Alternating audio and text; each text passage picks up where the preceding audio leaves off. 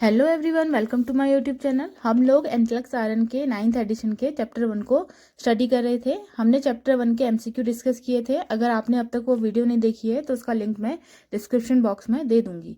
इस वीडियो में हम चैप्टर 1 के बचे एमसीक्यू सॉल्व करेंगे। लास्ट वीडियो में हमने क्लाइंट नीड से रिलेटेड क्वेश्चन देखे थे, जिसमें हमने उसकी third category psycho social integrity इससे रिलेटेड क्वेश्चन कंप्लीट कर लिए हैं। इस वीडियो में हम फोर्थ जो कैटेगरी है इसकी फिजियोलॉजिकल इंटीग्रिटी इससे रिलेटेड क्वेश्चन देखेंगे। फिजियोलॉजिकल इंटीग्रिटी के भी 4 सब कैटेगरीज हैं, जिसमें सबसे पहला है बेसिक केयर एंड कंफर्ट। जो बेसिक केयर एंड कंफर्ट है, इसमें इस तरीके के क्वेश्चन आते हैं जिसमें क्लाइंट को कंफर्ट दिया जाता है और असिस्ट किया जाता है उसकी डेली लिविंग एक्टिविटीज़ की, जो रोजमर्रा की एक्टिविटीज़ है उसे पूरा करने के लिए। अब हम इसका एक एग्जाम्पल देखते हैं। A client with Parkinson's disease develops akinesia while ambulating, increasing the risk for falls. Which suggestion would the nurse provide to client to alleviate this problem? एक पार्किंसन डिजीज का पेशेंट है जिसे एकाइनेशिया डेवलप हुआ है। जब client को चलाया जाता है तो उसके गिरने का खतरा बढ़ जाता है। इन ऑप्शन में से कौन सा सजेशन नर्स क्लाइंट को देगी इस प्रॉब्लम को कम करने के लिए? Option 1, use a wheelchair to move around. घूमने फिरने के लिए व्हील चेयर का यूज करो। Option 2, stand erect and use a cane for ambulate. सीधे खड़े रहकर चलने के लिए कैन का यूज करें। Option 3, keep the feet close together while ambulating and use a walker. चलते समय पैरों को पास रखें और वॉकर का यूज करें। Option 4, consciously think about walking over imaginary line on the floor. Floor पे एक इमेजनरी लाइन बनाएं और ध्यान से उस पर चलने की कोशिश करें। इस क्वेश्चन में पेशेंट को पार्किंसन डिजीज है। ये एक सीएनएस की डिजीज है जो हमारे मूवमेंट को अफेक्ट करता है। इसमें डोपामिन का लेवल डिक्रीज हो जाता है, जिसके कारण पार्किंसन के सिम्टम्स दिखते हैं। इसमें हमें क्लाइंट को मूव कराना है, उसे असिस्ट करना है उसकी डेली एक्टिविटी के लिए, और इसकी सेफ्टी पे भी हमें ध्यान देना है। मेनली हमें इसमें अकाइनेशिया पे ध्यान देना है, जो से पार्किंसन डिजीज की वजह से डेवलप हुआ है। अकाइनेशिया क्या है? Loss of ability to move your muscle voluntary हम अपनी मसल्स को मूव नहीं करा पाते हैं अकाइनेशिया में। इसे हम कैसे समझ सकते हैं? फ्रीजिंग और नो मूवमेंट। अकाइनेशिया क्या होता है? फ्रीजिंग और नो मूवमेंट। और ब्रेडिकाइनेशिया क्या होता है? Slow movement. ये किसकी वजह से होता है? पार्किंसन डिजीज की वजह से होता है।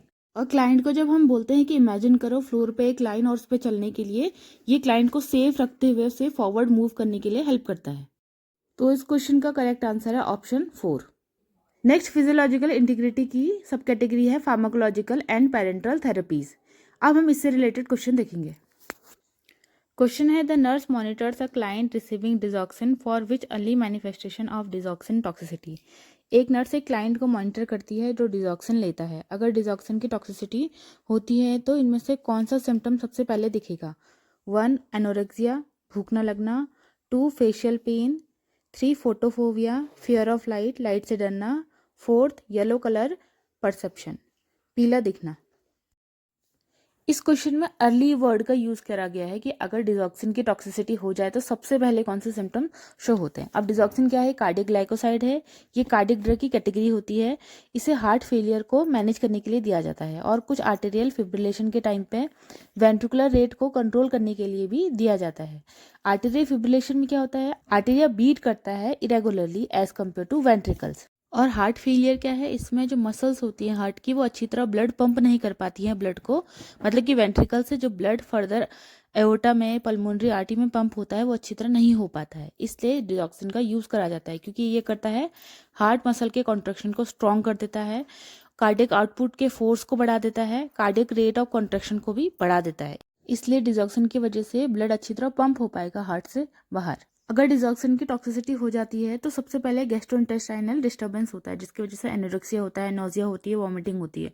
और अर्ली सिम्टम्स में अगर ये ऑप्शन में नहीं है तो न्यूरोलॉजिकल एबनॉर्मलिटीज भी हो सकती हैं, जैसे फटीग है, हेडेक है, वीकनेस है, डिप्रेशन है, ड्राउजीनेस है, कन्फ्यूजन है, नाइटमेयर्स है। अदर सिम्टम्स में फेशियल पेन है, पर्सनैलिटी चेंजेस है, ऑकुलर डिस्टर्बेंस है जिसमें फोटोफोबिया है, डिप्लोपिया मतलब डबल विजन है, लाइट फ्लैशेस मतलब लाइट का तेज चमकना जैसे इमेज में दिखाया हुआ है, हेलोज अराउंड ब्राइट ऑब्जेक्ट है, ये भी इमेज में दिखाया हुआ है। इसमें लाइट के चारों ओर रिंग जैसी दिखाई देती है।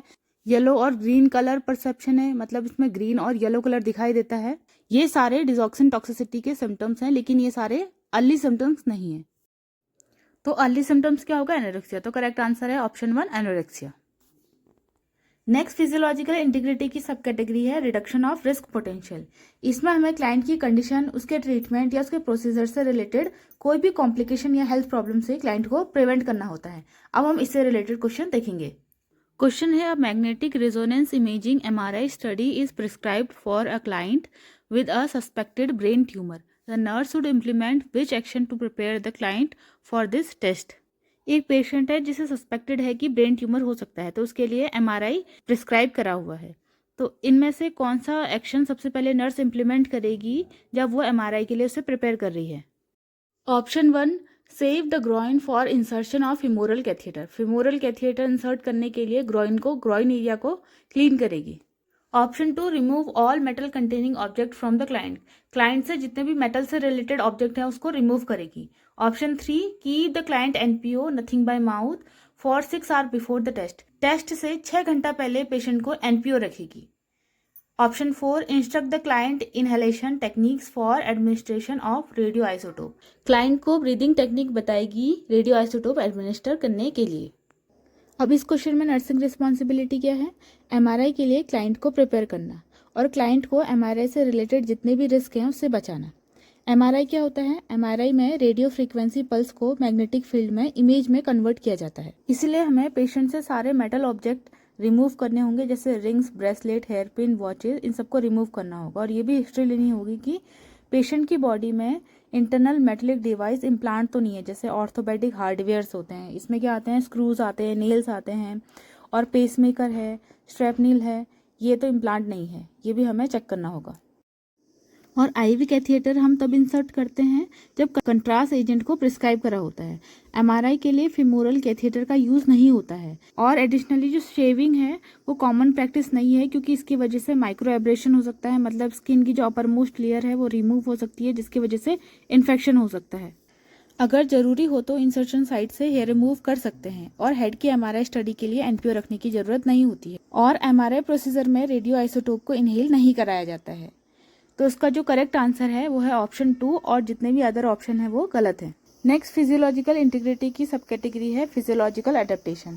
फिजियोलॉजिकल एडेप्टेशन में इस टाइप के क्वेश्चन आते हैं जिसमें हम जिन क्लाइंट को acute, chronic, life threatening condition होती है उन्हें मैनेज करते हैं और क्लाइंट को केयर भी देते हैं। अब हम इससे रिलेटेड क्वेश्चन देखते हैं। क्वेश्चन है, a client with renal insufficiency has a magnesium level of 3.5 MEQ per liter. On the basis of this laboratory result, the nurse interprets which sign as significant. एक क्लाइंट है जिसे renal insufficiency है, मतलब kidney अच्छी तरह function नहीं कर पा रही है। उसका मैग्नीशियम लेवल है 3.5 MEQ पर लीटर। इन ऑप्शन में से कौन सा साइन नर्स पता लगाएगी इन लेबोरेटरी रिजल्ट के बेसिस पे? Option 1, hyper apnoea. Option 2, drowsiness. Option 3, hypertension. Option 4, physical hyper activity. इस क्वेश्चन में बॉडी सिस्टम में ऑल्ट्रेशन है, मतलब यूरिनरी सिस्टम में ऑल्ट्रेशन है। अब जो क्वेश्चन में डाटा दिया है उस पर हमें फोकस करना है। अब नॉर्मल मैग्नीशियम लेवल कितना होता है? 1.8 to 2.6 MEQ पर लीटर। इस क्वेश्चन में मैग्नीशियम लेवल कितना है? 3.5 MEQ पर लीटर। ये इंडिकेट करता है हाइपर मैग्नीसीमिया, मतलब मैग्नीशियम का लेवल हाई है। और जब भी मैग्नीशियम का लेवल हाई होगा तो न्यूरोलॉजिकल साइन एंड सिम्टम दिखाई देंगे, और न्यूरोलॉजिकल डिप्रेशन के सिम्टम्स भी दिखाई देते हैं, जैसे कि drowsiness, sedation, lethargy, respiratory depression, muscle weakness and areflexia. Areflexia क्या है? इसमें एब्सेंस ऑफ न्यूरोलॉजिकल रिफ्लेक्सेस होते हैं, जिसके कारण मसल किसी भी स्टिमुलाई के लिए रिस्पॉन्स नहीं करती है, और इसकी वजह से ब्रेडिकार्डिया और हाइपोटेंशन भी हो सकता है। तो इस क्वेश्चन का करेक्ट आंसर होगा ऑप्शन 2, ड्राउजीनेस। लास्ट हम देखेंगे इंटीग्रेटेड प्रोसेसेस के बारे में।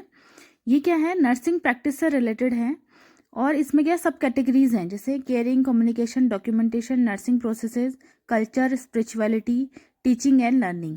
अब हम इससे रिलेटेड क्वेश्चन देखेंगे। क्वेश्चन है, client is scheduled for angioplasty. The client says to the nurse, I am so afraid that it will hurt and will make me worse off then I M.